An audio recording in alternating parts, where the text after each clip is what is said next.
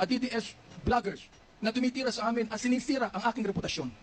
Gusto kong sabihin sa kanila, ilang boto ba ang ibinigay nyo kay former President? Ako po, Mr. President, libo-libong boto ang binigay namin sa inyo. Nagpasalamat ba kayo sa akin? Hindi. Now, gusto kong sabihin po dito sa quadcom na ito, ako ba'y lumapit sa inyo para humingi ng pabor? Hindi po. Ako ba'y lumapit sa inyo para magrekomenda ng justice, magrekomenda ng general, magrekomenda ng cabinet secretary? Hindi po. Hindi ako nagpunta ng Malacanang nung kayo nanunungkulan sa loob ng 6 na taon. Isang beses lang. Ako po ay nagsabi kay Senator Bongo, kung maaari na makapag-usap po tayo. Pumayag po siya. At nag-usap po tayo, if you would remember that, Mr. President. Nag-usap tayo confidentially. Ano pong ginawa ko? Binantayan ko ang inyong panunungkulan. Nakita ko na maganda ang plano nyo.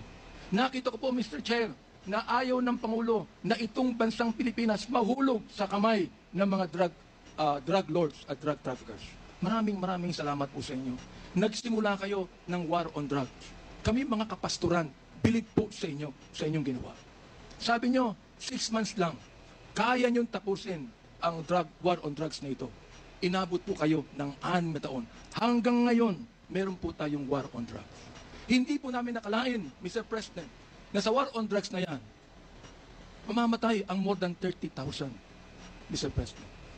Hindi ko akalain na more than 7,000 na mga drug pushers ang mamamatay sa kamay ng mga kapulisan at sa kamay ng mga riding in tandem. As sinabi po ng ating ibang kapulisan, at gusto kong sabihin, hindi po lahat ng kapulisan, sapagkat ang karamihan po ng ating kapulisan, mga mabuting tao at nais protektahan ang bansang ito. Pero, ang ilang mga pulis pumatay po. At dito nag-testify ang ilan na merong reward system na inyong itinanggi nung kayo ay nag-testify under oath doon sa Senado. Pinatay si Kian Alejandro. Anong kasalanan niya? Pinatay ang isang 3-year-old na bata na nahagip ng stray bullet dahilan pumatay sa isang drug pusher. Pinatay ang 9-year-old na bata doon sa Caloocan, Mr. President, Mr. Chair. Ang kanyang bala ay nandun pa sa kanyang katawan nung siya'y nilibing. Subalit anong sabi ng funeral service? Siya po'y namatay dahil sa pneumonia. Pinatay po ang isang driver ng tricycle driver sapagkat sinakay niya ang isang drug pusher. Yung drug pusher pinatay, pero yung driver ng tricycle pinatay din, Mr. President. Hindi niyo po alam to. Hindi niyo po alam to. Ngayon, meron pa. Meron pong isa dahil sa tokhang kumatok sa isang pintuan, hinanap ang isang taong nagngangalampilo na isang drug pusher. Hindi nakita. Pinatay. Yung pinagtanungan, yung pilo, buhay pa, Mr. President, Mr. Chair.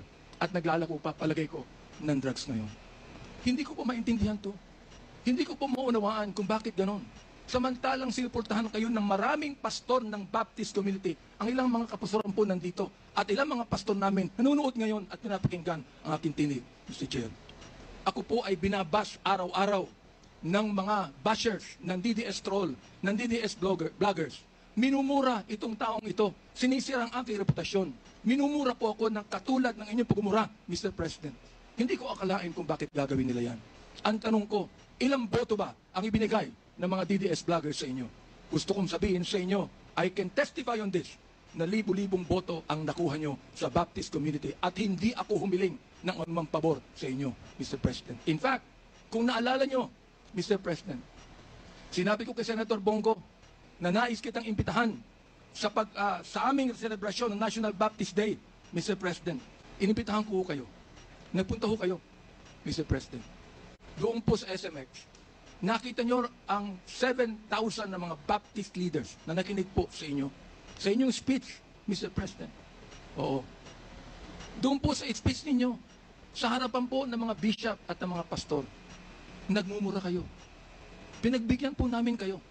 Kahit na hindi maganda sa amin makarinig ng mura, pinagbigyan po namin kayo dahil kayo ang Pangulo at dapat namin kayong respeto, Mr. President.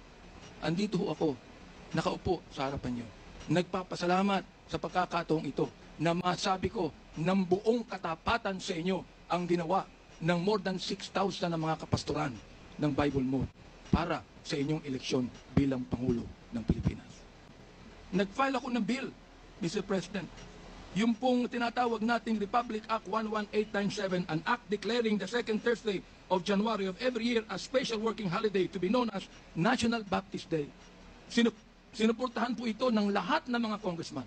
Sinuportahan po ito ng lahat ng mga senador. Okay. At nilagay po sa inyong opisina. Pinirmahan nyo ba ang bill na yan? Hindi po. Naging batas yan because it lapsed into law after 30 days. Pero okay lang po sa amin yon. Okay lang po sa amin yon. Yun na lang siguro ang maaaring pasalamat ninyo, Mr. President, sa amin. Bilang pagboto namin sa inyo ng mga libo-libo mga Baptist leaders at Baptist members sa buong kapuluan. Hanggang ngayon, pati yung kapasuran po namin sa Mindanao, ginagalang kayo. Marami kami pastor sa Davao na ginagalang po kayo. Bakit